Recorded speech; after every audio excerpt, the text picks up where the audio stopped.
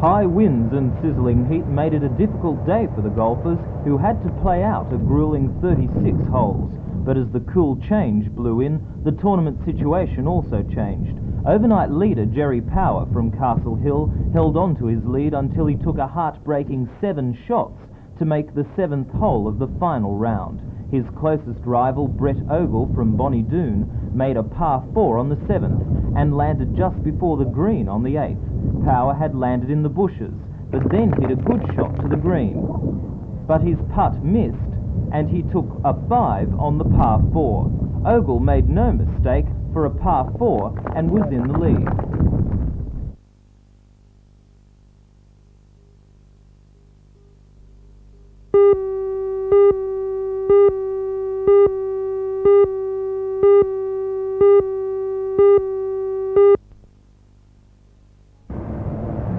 Location where the complex will be built stretches from Nobby's Road back towards Scott Street and will house 245 people in 114 units. To be completed in mid-87, the project has been described as one of the most ambitious by the Housing Commission in terms of style and location in Australia. According to the Newcastle Regional Manager of the Commission, Mr Warren Kelly, the $6.5 million project will comprise 29 pensioner units, 21 one-bedroom, 48 two-bedroom, 15 three-bedroom and 1 4-bedroom unit, and will range in height from 2 to 6 stories. Mr Kelly says the development will make an outstanding contribution to the bicentenary and Newcastle's East End. The administrator also approved the new centre in Hanbury Street, Mayfield. The centre will be located next to the library and will include a kitchen, a main hall, a meeting room and a counselling room. And there's some bad news for motorists. Your 10 cents won't last as long in the parking meters as from today. Now 10 cents will only buy you 20 minutes instead of 30.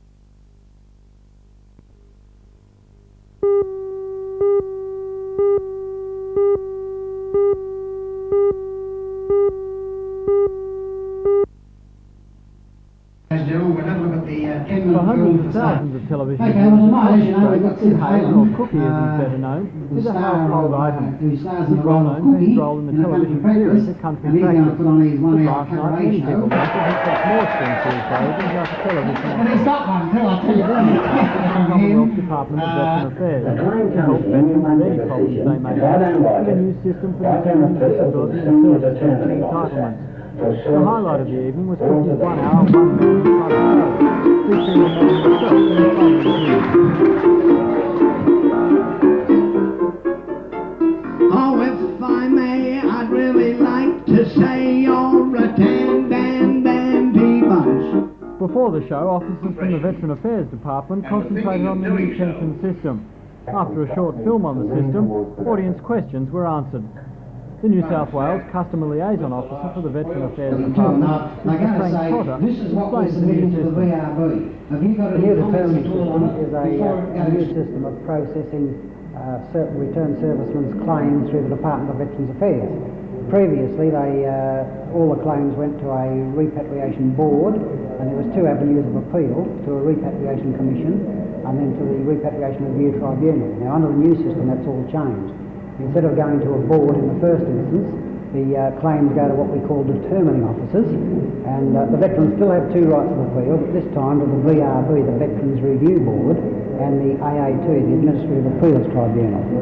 The advantages of the new system really is it's going to speed the process up quite considerably.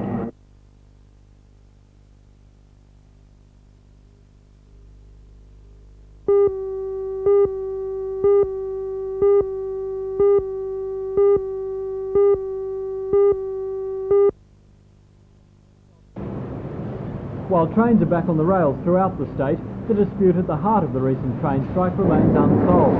It was discussion of the dispute itself that a public forum organised by the Newcastle JT was aimed at achieving. The forum panel was to include the SRA Chief Executive, Mr David Hill, the AFUA State President, Mr Bruce Wood, and the ARU State President, Mr Both Mr Hill and Mr White stood out for the because of what they termed the delicate negotiations that get underway in the New South Wales Labor Council this morning. That meeting between the Australian Railways Union, the AFULE, and the National Union of Railway Workers was the latest bid to solve the dispute. AFULE State President Bruce Wood came to Newcastle last night and is hopeful that today's meeting will end the dispute. The AFULE suspended their strike action to allow negotiations under the auspices of the Labor Council to take place with the three unions involved, the ARU, the NURWA and the AFULE. There's a further report back in the Commission on Thursday as to the results of those negotiations, and we'll be attempting to find common ground with the other parties. However, Mr Wood says further industrial action by his union is not out of the question if today's meeting is unfruitful. The history of this dispute so far has not been real good. It's been lengthy industrial disputes, and I don't like them one bit. Our members don't like them one bit. They've made terrific financial sacrifices, and it should be resolved in a proper manner. Let's hope this time there'll be a concentrated effort by all parties to resolve the matter.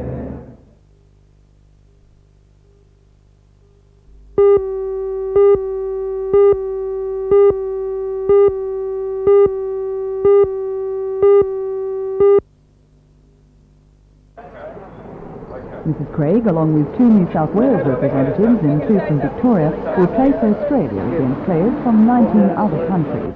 Today, the four companies sponsoring the tournament met with Mrs Craig.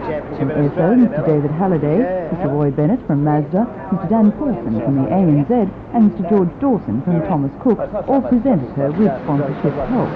According to Mrs Craig, if the trials for the competition were an indication, the tournament will be a hard one.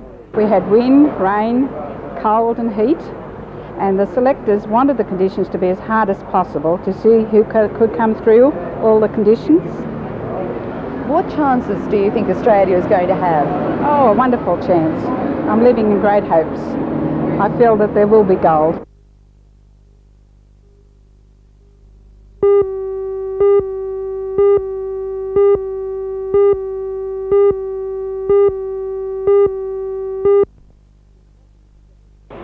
Cabinet is expected to make a decision within the next 6 weeks on the two finalists for the contract. The newspaper and television reports from Canberra have come as somewhat of a surprise to the State Dockyard. The reports claim that following a meeting of the top level and top secret Defence Force Structure Committee, it's almost certain the contract will go to Western Australia with component parts manufactured at yards across the country. Although the reports haven't been denied by the federal government, State Dockyard officials believe they're still in the running for the contract. New South Wales Premier Rand has been pushing for the bulk of the work to be carried out at the dockyard and says he'll be continuing to push for that. At the dockyard yesterday, the credibility of the story was questioned as a party from the Newcastle Chamber of Commerce and three Liberal shadow ministers were given an inspection tour which included an explanation of the submarine project. A spokesman for the dockyard says overseas submarine manufacturers have inspected the dockyard and were impressed with the layout. But while it was denied that Western Australia has a better chance than any other site trying for the contract, there remain nagging doubts about the source of the reports. Coincidentally, the Shadow Minister for Industrial Relations, Peter Shack, is a West Australian, and during yesterday's visit, he supported the dockyard's bid. I've been impressed by the improvement in the industrial relations climate so far as the state dockyard is concerned. I'm especially impressed by the agreement that's been reached between the state dockyard and the trades hall people here. And this is my first visit to the Newcastle region, but I'm especially interested in looking at the wider applicability of that sort of industrial agreement. I think so far as the submarine contract is concerned, the workforce as well as management realise the importance of the contract to an area like Newcastle, and I don't think that the area now suffers any disability because of its industrial relations record.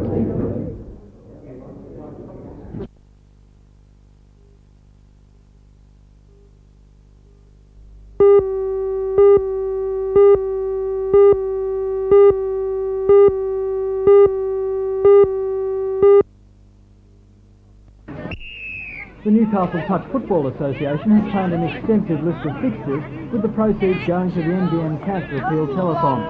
Last night the association's Belmont division held their grand finals for the women's competition, and to coincide with this they made their first contribution to the telethon. It was agreed before the B Division grand final that the sponsor of the losing team would give a $500 cheque to the telethon. and so the grand final took on extra meaning. After a tight and hard-fought match, the Nicol brothers team in the red defeated their opponent's Powercraft by 1-0, with Kathy Duffin scoring late in the game. In the A Division Grand Final, Top Cats scraped home against Ready Mix 3-2, with Tony Cummins scoring twice for the Top Cats. The highlight of the Newcastle Touch Association's contributions to this year's telethon will come early next month when the association hosts the State Cup. More than 160 teams will be in the city for the titles, and all proceeds from that weekend will go to the telethon. Have a good weekend.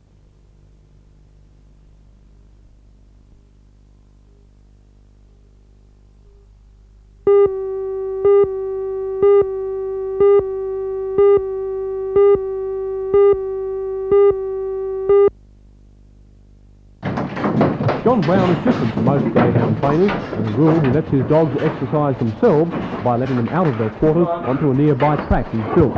He's going fully professional soon and is presently constructing a running rail on the track. Brown, who's been involved with training greyhounds for 20 years, has an impressive record, the latest achievement being last Saturday night's win in the $7,300 Wentworth Park Gold Cup with Sharon's Vogue. Brown bred Sharon's Vogue and is quietly confident about the dog's chances in Monday night's $4,000 Bookmakers Trophy at Wentworth Park, and then another $7,400 big one at Harold Park later this month. But John says the greyhound game has been depressed lately and can only improve. Oh, it's just been down. It's just slowly gone downhill over the last few years because of all the other gambling, lotto and all those sort of things. So given that, here you are trying to be quite inventive with your training methods and your facilities out here at Black Hill. Yeah, I'd just like to open it up to the public and make them, save them petrol running all the way up the bush for trials and those sort of things. John, if there was a secret to producing a winning greyhound, would you be prepared to divulge that secret?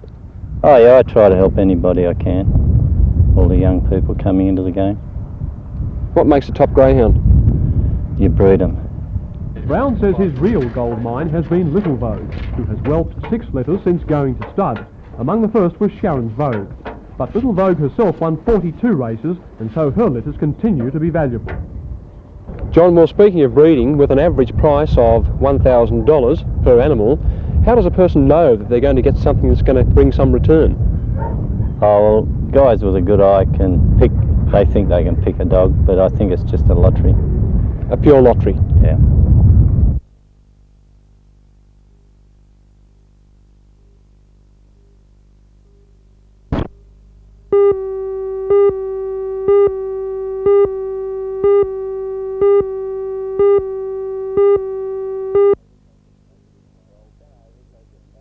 Well, 10 overs, as it implies, means that each team gets 10 overs to score as many runs as possible in as quick as time.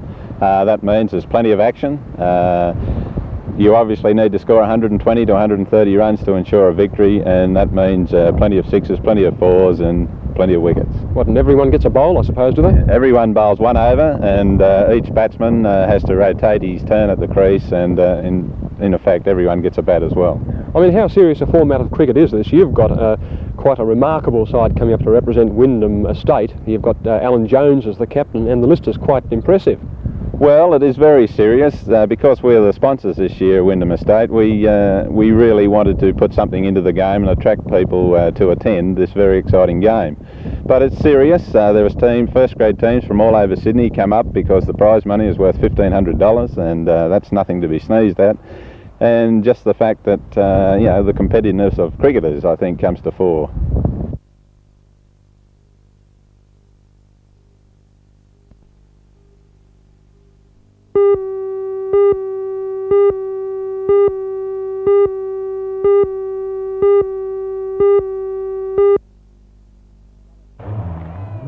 But it's not all been plain sailing for the Flying Finn, as he was penalised a massive 8 minutes for a navigation error while leading during the marathon section, and he was involved in a spectacular mix-up with crowded spectators on the icy roads, with 2 people hurt requiring hospitalisation. In second spot, some 1 minute 30 seconds behind, are the experienced West Germans Walter Röhrl and Christian Geistelfer in an Audi Sport Quattro. World champion Stig Blomqvist has also had his troubles with conditions, made worse by spectators actually packing ice on the roads with some spectacular results. He is out of the running in this event.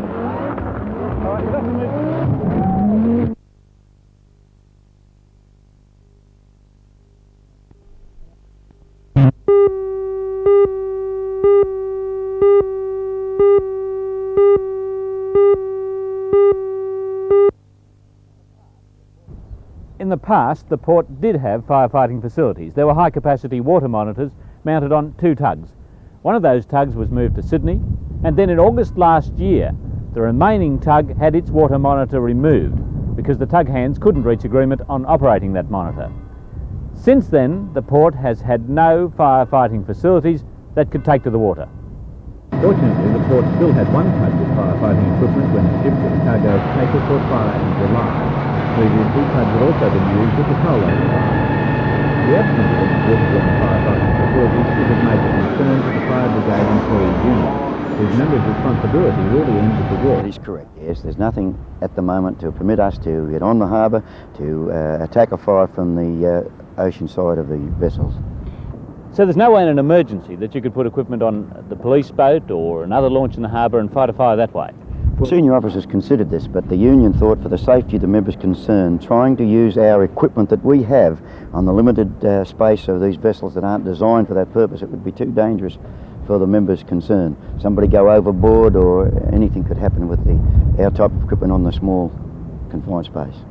So the only answer is, just as it is on the land, to have a specially built fire float, a fire boat to handle fires that you could have in the harbour. That's the complete answer, yes. Even the state government, Mr Rand himself, admitted this in 1980, that there were 5 fire floats had to be built.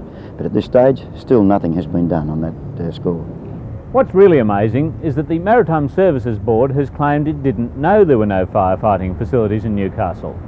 The board's officers in Newcastle, of course, know the situation on the harbour, but they said they couldn't comment, and that the board's Assistant General Manager, Captain John Dodwell, was handling the situation, and he was the only one who could talk about it. I spoke to Captain Dodwell in Sydney, and he said that there were tugs fitted with water monitors and other equipment in Newcastle, and he said he'd be most surprised if there was no firefighting plan.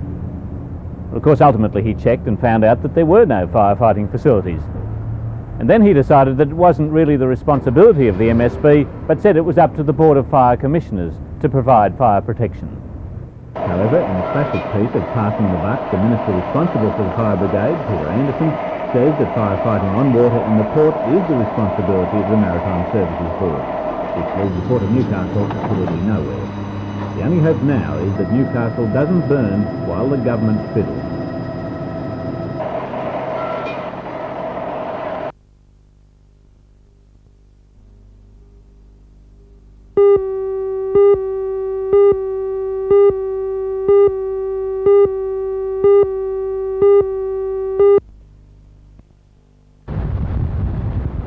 Such as that today by the 20,000-ton Mick-Hale Vermontoft are rare for a number of reasons. Newcastle does not have a passenger terminal as such, the cargo shed at Lee Wharf having to suffice.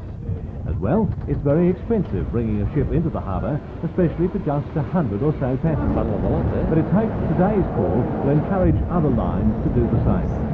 Cargo Travel Club, the CPC cruiser, started with many of their registered Mick-Hale Vermontoft, another, the Alexander Pushkin, for tours in this region during the northern winter. 500 people have taken the opportunity to visit Vanuatu, the Isle of Pine, the not the mainland area, and then return to Sydney. The vessel was built in 1972, but was extensively refurbished in West Germany 3 years ago. It has a crew of 330 to look after the paying customers. When departure time began at 4 o'clock, hundreds of sailors and sailors gathered on Lee Wharf to farewell the Sabbath. For a bit of a girl, parting was not such a big story. Others managed to manage the most of the weather, and the phone of the town that took the train into the vessel. The Mick-Hale Vermontoft, named after the 19th century Russian poet, was below twice. Travel agents say this is hopefully the forerunner of many future visits by cruise liners, the city whose people are renowned for their eagerness to travel.